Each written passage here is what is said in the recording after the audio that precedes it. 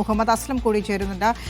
Aslam, party decorum കാത്തു സൂക്ഷിച്ചില്ല എന്ന് തന്നെയാണ് നൂർബിനെതിരെ പാർട്ടി പറയുന്നത്. ആ രീതിയിലാണ് അച്ചടക്ക നടപടികൾ വരുന്നതും. എന്താണ് നൂർബിന റഷീദ് പറഞ്ഞു വെക്കുന്നത്? അവർക്ക് ഏത് തരത്തിലുള്ള ബുദ്ധിമുട്ടുകളാണ് പാർട്ടിയിൽ നിന്നുണ്ടായത്? അത് പാർട്ടി വേദിയിൽ സംസാരിക്കാനുള്ള ഒരു സമയം അവർക്ക് ലഭിച്ചിരുന്നില്ലേ?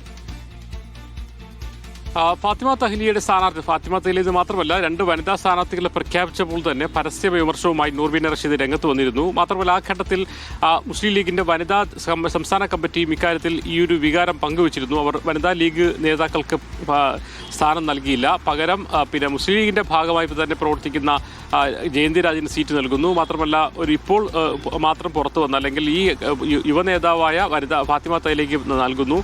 അവരുടെ സംസ്ഥാന ഭാരവാഹികളുടെ പേര് പലരും സുഹറ ഉമ്പാന്റെ പേര് അടക്കം ചർച്ചയിലുണ്ടായിരുന്നെങ്കിലും അവരെയൊക്കെ അവഗണിച്ചു എന്ന രീതിയിലുള്ള ഒരു പ്രതിഷേധം അവർ സംസ്ഥാന കമ്മിറ്റി ഓൺലൈനായി ചേരുകയും പ്രതിഷേധം അറിയിക്കുകയൊക്കെ ചെയ്തിരുന്നു. അതേസമയം മുസ്ലിം ലീഗ് നേതൃത്വം വനിതാ ലീഗ് കമ്മിറ്റിയുമായി സംസാരിക്കുകയും അതിന്റെ സാഹചര്യത്തെക്കുറിച്ച് വിശദമായി തന്നെ പറയുകയും ചെയ്തു. ജയന്തി രാജനെ പരിഗണിച്ചത് വനിതാ ലീഗിനെ പരിഗണിച്ചായി മനസ്സിലാക്കണം. മാത്രമല്ല, ഫാത്തിമ തഹ്ലിയ എന്ന് പറയുന്നത് അല്ലെങ്കിൽ വിജയസാധ്യതയില്ലാത്ത അല്ലെങ്കിൽ വെല്ലുവിളി നിറഞ്ഞൊരു സ്ഥലത്തേക്ക് ഒരു യുവ നേതാവിനെ ഇറക്കിയതാണ്. പലപ്പോഴും അത്തരത്തിലുള്ള നേതാക്കളെ ഇപ്പോൾ താനൂരിലേക്ക് PK നവാസിനെ മറ്റുമൊക്കെ ഇറക്കിയതുപോലെ സീറ്റ് പിടിച്ചെടുക്കാൻ ലക്ഷ്യം വെച്ചുകൊണ്ട് യുവ നേതാക്കളെ ഇറക്കാറുണ്ട്. അതിന്റെ ഭാഗമായിട്ടാണ് ഫാത്തിമ തഹ്ലിയ ഇറക്കിയത്. അതിനെ മറ്റൊരു വിധത്തിൽ കാണേണ്ടതുള്ള കാര്യങ്ങളൊക്കെ തന്നെ നേതൃത്വം പറയുകയും വനിതാ ലീഗ് നേതൃത്വം ഇക്കാര്യത്തിൽ പ്രതിഷേധത്തിൽ നിന്ന് പിന്മാറുകയും അവർ പരിപാടികൾ സഹകരിക്കുകയും ചെയ്തു.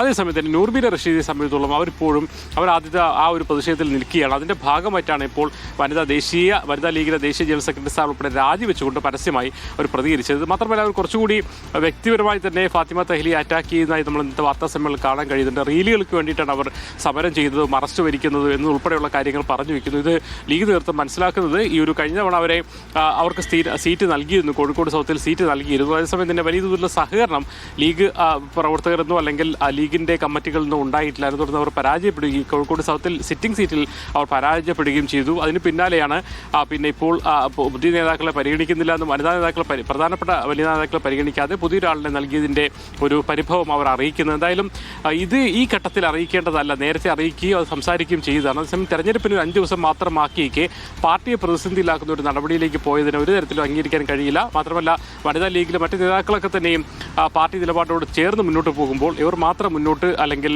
പരസ്യ പ്രതിഷേധമായി അതിനെ അംഗീകരിക്കാൻ കഴിയില്ല എന്ന നിലപാടിൽ തന്നെയാണ് ലീഗ് ഉള്ളത്.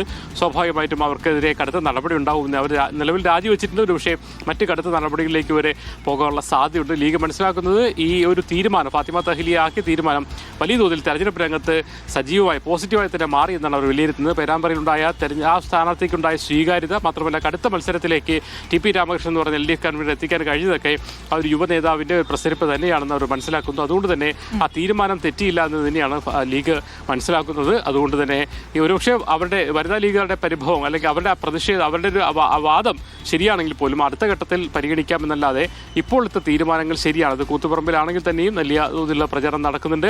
പേരാമ്പ്രയിലാണെങ്കിൽ തന്നെയും സ്ഥാനാർത്ഥി നടത്തിൽ ഒരു മുന്നോട്ട് പോകാൻ UDFന്റെ ക്യാമ്പിന് മുന്നോട്ട് പോകാൻ ഫാത്തിമ തഹ്ലിയുടെ ആയിട്ടുണ്ടെന്നും ലീഗ് വിലയിരുത്തുന്നു. അതുകൊണ്ട് തന്നെ നൂർബിന റഷീദിനെതിരെ കർശന നടപടിയെടുക്കാനുള്ള സാധ്യതയുണ്ട്. പ്രത്യേകിച്ച് തെരഞ്ഞെടുപ്പിന് ഒരു പ്രചരണം അവസാനിക്കാൻ 5 ദിവസം മാത്രം ബാക്കി നിൽക്കി നടത്തി പരസ്യ പ്രതിഷേധത്തിനെതിരെ കടുത്ത നടപടി തന്നെ ഉണ്ടാകാനാണ് സാധ്യത.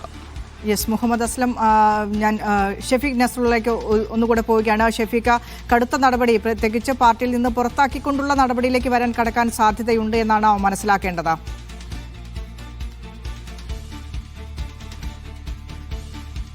തീർച്ചയായും വളരെ കടുത്ത നടപടിയിലേക്ക് കടക്കുമെന്ന സൂചനയാണ് PMA സലാം സൂചിപ്പിച്ചത്. PMA സലാം സൂചിപ്പിക്കുന്നത് ഇത് പാർട്ടി വേദികളിൽ ഔദ്യോഗികമായി നടത്തേണ്ടുന്ന ചർച്ചയാണ്. ഏതെങ്കിലും സ്വഭാവത്തിലുള്ള അഭിപ്രായങ്ങൾ ഉണ്ടെങ്കിൽ അത് പറയാൻ പാർട്ടിയിൽ വ്യക്തമായ വേദികളുണ്ട്. അത്തരം കാര്യങ്ങൾ ഗൗരവമായി തന്നെ പാർട്ടി ചർച്ച ചെയ്യും. പക്ഷേ അത്തരം വേദികളിലൊന്നും തന്നെ നേതാക്കളോടോ വേദികളിലോ അവതരിപ്പിക്കാത്ത വിഷയമാണ് നൂർബിന റഷീദ് പരസ്യമായി രേഖപ്പെടുത്തിയത്. ഈ പരസ്യമായി രേഖപ്പെടുത്തിയ കാര്യങ്ങളിൽ പരിശോധിക്കേണ്ട ബാധ്യത പാർട്ടിക്കില്ല. അതുകൊണ്ടാണ് ആദ്യഘട്ടത്തിൽ അത്തരം ഒരു പ്രതികരണം നടത്തിയപ്പോൾ പാർട്ടി ആ വിഷയത്തിൽ ഒരു നിലപാട് സ്വീകരിക്കാതിരുന്നത്. പരസ്യമായി ഇത്തരം കാര്യങ്ങൾ കൂടുതൽ ഗൗരവത്തോടുകൂടിയാണ് അവതരിപ്പിക്കുന്നത്. തെരഞ്ഞെടുപ്പിൻ്റെ ഏറ്റവും പ്രധാനമായ ദിവസങ്ങളിലേക്ക് കടക്കുന്ന ഘട്ടത്തിലാണ് ഇത്തരം ഒരു പ്രതിസന്ധിയിലേക്ക് പാർട്ടിയെ തള്ളിവിടുന്നത്. അതുകൊണ്ട് തന്നെ കടുത്ത നടപടിയിലേക്ക് കടക്കും എന്ന് തന്നെയാണ് നമ്മൾ മനസ്സിലാക്കേണ്ടത്.